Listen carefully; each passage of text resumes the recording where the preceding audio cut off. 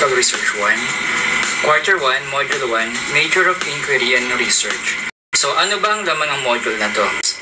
From Region 10, thank you very much for this module. So objectives natin, nandiyan ang define what is research, give the importance of research in daily life, enumerate the characteristics, processes, and ethics of research. So nowadays, maraming problems and nangangailangan ng solution.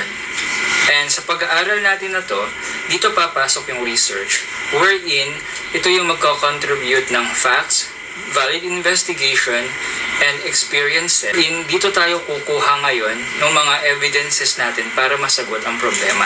Research is a process of inquiring about the solution to problems, collecting data, logical, and evaluating information. Ang research is organized siya.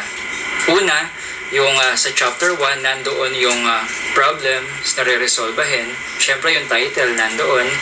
And then, yung mga literatura na gagamitin mo para makatulong dun sa pag-aaral mo.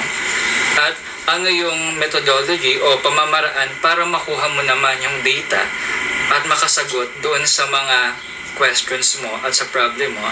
And then, paano mo ngayon magagather yung data? Pag nakuha mo na yung data ngayon sa chapter 4, i-analyze mo ngayon. At doon lalabas yung sagot o result. And chapter 5, yun namang conclusion. Hindi yung pre-assessment. Pupunta tayo ngayon sa importance of research in daily exercise.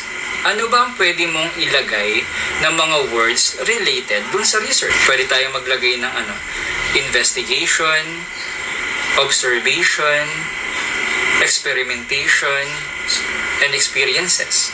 Pwede ka rin maglagay dyan ng systematic, pwede kang maglagay ng organized.